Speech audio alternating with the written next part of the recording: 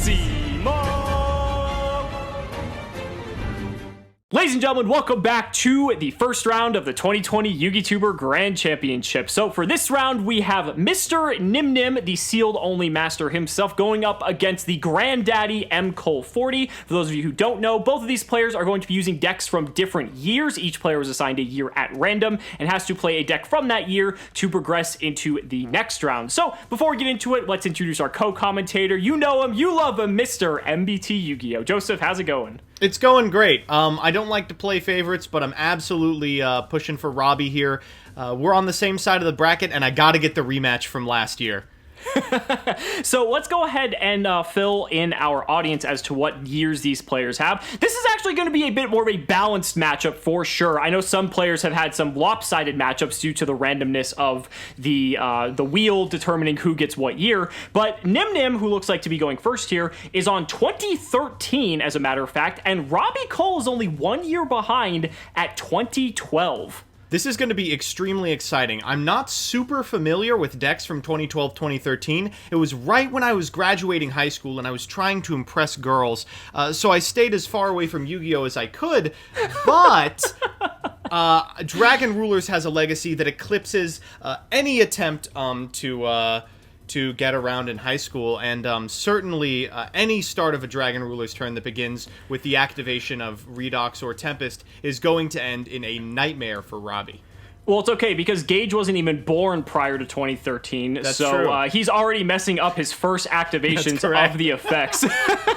So we're going to see a correct activation here of Tempest. Looks like we're going to get a Burner Dragon Ruler of the Sparks here. Now we're going to use Reactance effect. We're going to get Blaster out to the field. So this is with Baby Dragon Rulers. This is before we had Dragon Rulers, the sequel, which were still the best deck, and the Baby Dragon Rulers were hopefully going to get to showcase why this deck was what some people consider to be the strongest deck in Yu-Gi-Oh's history. This is going to be shocking to people watching at home. Konami actually did not get the bans right the first time. I know, unprecedented, but the first Dragon Rulers ban didn't hit the deck in any sort of meaningful capacity, and the combos you're seeing Gage execute right now are available in a pre- and post-nerfed version, and as a result, Dracosac was extremely prevalent throughout the format and extremely expensive, if I recall correctly. Yeah, absolutely. Draco Sacks, I believe, were like $250 a piece at the time. I think Big Eyes were in the neighborhood of like $150. Eldritch Who.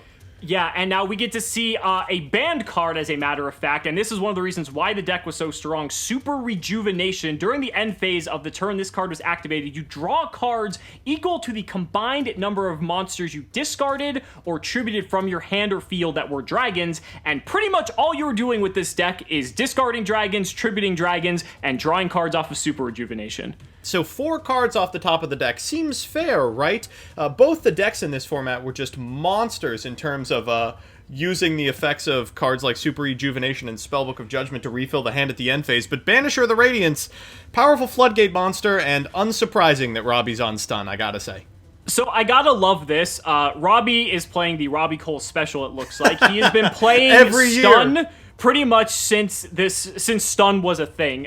This is what he just loves to play. Here comes a Compulse for this Draco Sack. This is a clean out to Draco Sack, so I like it. I think Robbie's gonna have a lot of work ahead of him here. Draco Sack, for its time, was a very terrifying boss monster, but by today's standards, people just laugh at Draco Sack. I mean, it's so bad comparatively to some of the cards we have now today. I mean, granted, to be fair, now we have Auroradon, which I guess would be like the true successor to Draco Sack, I suppose. But yeah, you may have forgotten, Dracosac summons tokens. Back in the old days, the power of tokens wasn't that you could link them off, it was that they protected Dracosac, and that's it. Right. You also use them for their effect to pop cards, which is also good. We're going to see Gage fire off this title. All the Dragon Rulers can just banish 2 water and or excuse me, they can banish a attributed monster of the type that they are. So in this case, title is a water. So you banish either water or dragons from your graveyard to special summon them for people who've never seen Dragon Rulers before. They all have this effect, which is what makes them so powerful. This will then trigger the other effects that they all have, which typically happen when they are banished. And that just pretty much creates get an obscene amount of advantage. Some people actually revere Dragon Ruler mirror matches as some of the most skillful mirror matches in the game because of the level of back and forth, the amount of complexity that these decks had. The consistency was almost like just far and away just beyond anything else at the time. Again, some people consider it a tier 0 format, but it definitely, Spellbooks did give it a run for its money, so I would put it in that tier 0.5 category. Yeah, it was a format in which you were either playing dragons or you were playing Spellbook, and if you weren't doing that, you were losing. You can see that even though you have an unbelievable amount of really powerful dragons at your disposal, the payoffs are nothing like they are today. Gage going for a Stardust Dragon, followed by a Sacred Sword of 7 stars, following a Solemn Judgment, in order to trigger the effect of Redox and draw a couple of cards in the process. Yeah, Sacred Sword of 7 stars, I think the best way to put this is that it's kind of like, I don't know, the pantheism of the Monarchs of 2013. I mean, not only do you get to cycle a card out of your hand, which you already want in the graveyard in most instances, but then the card you get rid of then has value in addition to that, so you plus off of the activation of it. We're going to see a Forbidden Chalice here used on this Banisher, but Robbie's going to flip up a Macrocosmos. I will say, there are some cards in Robbie's deck that do give him some good advantages against a deck like Dragon Rulers. It's going to take a lot, but Stun was definitely something people tried to play against this deck for sure. One thing that really is frustrating from Robbie's perspective is the payoff to cards like Banisher of the Radiance is they negate a significant portion of the cards that were meta and coincidentally had to go to the graveyard in order to plus. Certainly the Dragon Rulers love being in the graveyard, but they also love being banished, so it's not nearly as powerful as it would be in other matchups. Barrier Statue of the Abyss, however, is going to be great against, a typing archetype that doesn't have dark members?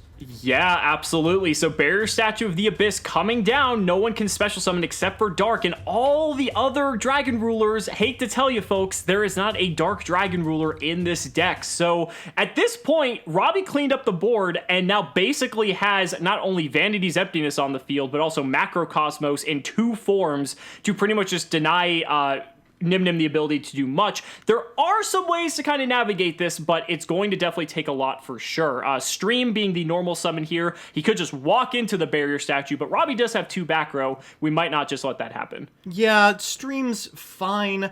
If you know about Stun, you're aware that there might be battle traps lurking in the spell and trap card zone, and Dimensional Prison is one of them.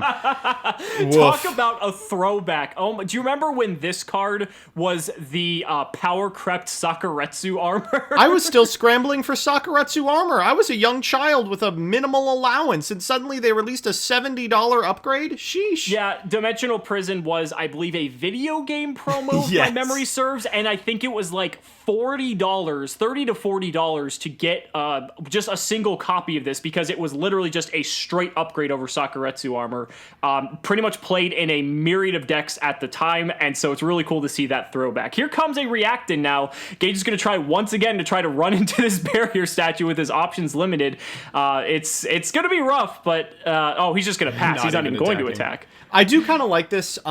If you're the Dragon Ruler deck, you have Inevitability. You force your opponent to make bad attacks, during which they're going to have to flip their set spells and traps, and their options are limited. They can't use the reactive ones.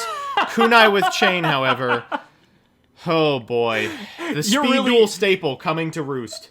I was about to say, you're really going deep in the tank if you're pulling Kunai with... I will say, for the record, I'm not sure how many of the decks back then were really on Kunai with Chain, but to be fair, there wasn't like Moon Mirror Shield or anything, so yeah. I'm not actually too sure if Kunai with Chain was played or not. I mean, you gotta do what you gotta do. We're gonna get over the Reactin and then get in for 1,000, but the frustration of playing against the version of Dragon Rulers that includes the babies is the babies do have high attack stats. You know, at worst, they're Gemini elves. Normal summoning Eclipse Wyvern, not fantastic into a board of Banisher of the Radiance, but a fantastic way to get rid of the Barrier Statue of the Abyss.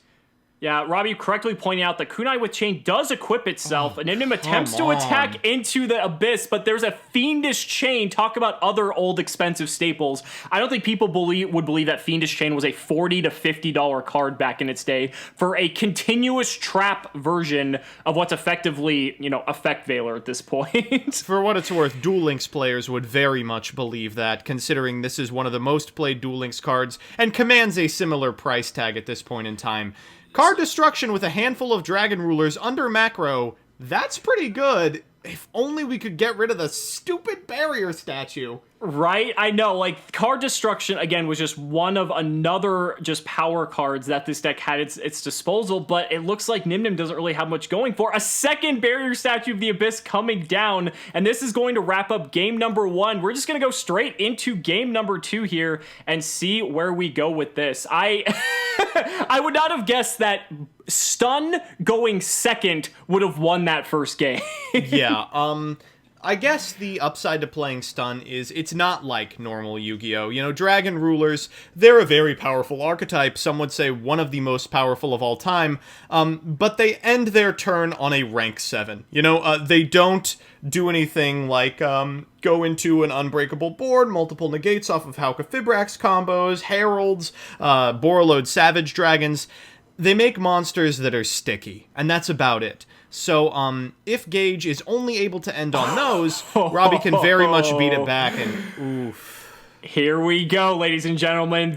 What I consider to be one of the strongest cards in Yu-Gi-Oh! Max C. We're going to see it chained in response to the activation of Title's effect engraved to special summon itself. And it looks like things are going to just pass here for Nyhmnim because he doesn't want to give Robbie any more advantage. He's already down a game. And like you said, Joseph, this deck does have inevitability. In the long game, this deck will win. But you just can't be doing foolish things like giving Robbie even more cards under a Maxi. Maxi, ended the turn of the most powerful deck in the history of time, and that's gonna end the game! Wow! Royal Decree! Talk about the blowout. This is what Gage needed, though. If he wanted to come back into this, he needed a break, and he's going to now be able to just go and swing in with both of these Dragon Rulers here.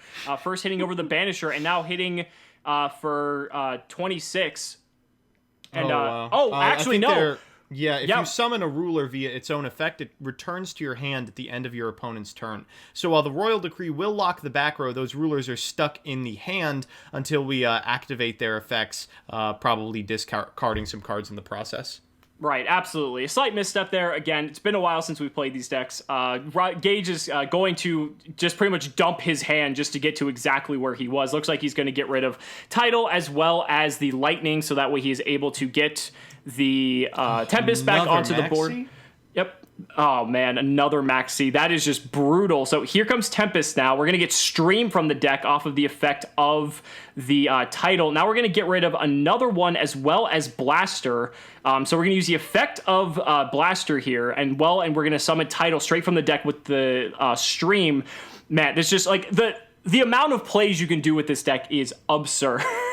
Yeah, especially under Macro Cosmos, being able to trigger the banished ones as well as the babies in the same turn. I think I misspoke, and it's the same Maxi. I just expected they'd found a different one. But the trio's all here. We're just missing Redox, so we can walk in under no threat of Royal Decree. And I gotta ask, is it unfair to board Royal Decree against Robbie? That seems pretty targeted to me. I mean, this was a card that they did play for any, non-ruler spellbook-based decks, I suppose. For decks like this specifically. I guess Vanity's Emptiness is also in the format, too. But we're going to go to Battle Phase here. We're going to swing with everything, get Robbie to a very low life total. We have the Dragunity Corsica here. Main Phase 2, Robbie's going to shotgun the Max C now. All right, well, better late than never. Let's see what we find. Okay, Stardust. That's a good one. Stardust, yeah, I mean, Stardust is pretty good. I mean, it gives your board at least some protection here. You can protect the Decree from anything that Robbie might have to, break that up.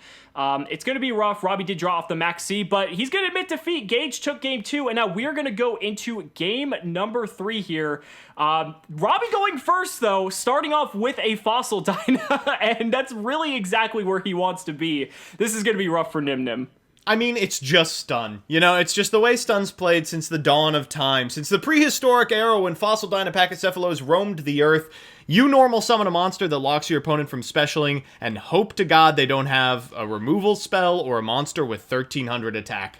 Now, to be fair, because he's playing the baby version, the babies can hit over this Fossil Dyna. Now, it's not the end of the world because there's, like, Robbie's got plenty of back roll to defend his Fossil Dyna, but there are probably 12 baby dragon rulers in Nyhmnim's deck, so he can just turn after turn try to swing in here.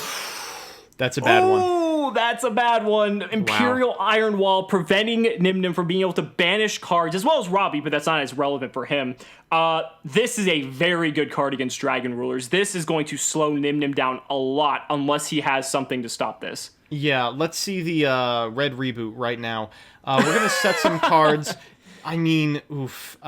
Being unable to summon any of the Dragon Rulers is abysmal, and just a set 3 pass might look innocuous, but has the potential to be very powerful depending on what those set spells and traps are. Yeah, I mean, if there is a decree in the back row, that could be able to turn off the Iron Wall, and that could unlock the rest of Nyhmnim's hand here. Robbie's going to swing in for 1200 for his Fossil Dyna, summon a second Fossil Dyna for insurance, just make Nyhmnim's life even more difficult, and phase decree. Okay, does Robbie have a response to this? And it resolved! Whoa. I mean, that's Royal Decree for you, folks. Okay. I was going to say, one thing about the position of stun is that Gage has a lot of turns to find an out. You know, even with stun drawing a monster and summoning it every turn, he's got at least 3 or 4 draw steps before his life total is meaningfully threatened. And in that time, he'll find something like Reactin, which will be able to walk over one of these Fossil Dynas with ease. Yeah, and if all Robbie has is trap cards, yeah, these Fossil Dynas are going to start to fall, and this is going to give Nyhmnim the advantage that he needs to start coming back into this. Looks like he's just going to pass turn, but he's feeling pretty good at this point. Robbie could also have his back row completely clogged at this point and may not have many options. No. He might have a way to turn this back around. There goes the second Fossil Dyna now. Board's open for Robbie. Nyhmnim could just now go off if he so wishes and maybe just win in one fell swoop here. So, another pass back from Robbie. This is so frustrating. Your monsters cap out at 1600 attack, and unfortunately, most of your spells and traps that increase the attack of your monsters are trap cards. We're going to fire off a card destruction here, and good luck to Robbie. I guess we'll get some information on if their back row is completely clogged based on if they start discarding Mystical Space Typhoons. But that was preceded by a super rejuvenation, so Nyhmnim is going to get the plus off of all of this. Robbie just drawing into nothing but trap cards here. This is going to be a huge turn that Nyhmnim needs. That was, what, 2 Dragon Rulers in the grave, and he has the stream as well, so he has fodder already. I mean, that's why card destruction was so powerful with a tight grip, because then you can just pretty much refill your hand, and everything in your graveyard pluses you anyway, so it doesn't even matter. Looks like we're going to banish a couple for Blaster here, and now we just have to count to 6,800 and see if we can finish him off. Yeah, seems extremely doable. And looks like Robbie is going to concede to that. No real way to walk through a Royal Decree plus the entire Dragon Ruler line. But who can blame him? There's a reason this is one of the most powerful decks of all time. Yeah, Nyhmnim winning this one on the back of Royal Decree, to be honest. But, I mean, honestly, it was still great nonetheless to see some back and forth there. And actually see it go to Game 3. That was nice as well. So, guys, thank you so much for watching the video, and we'll see you in the next match.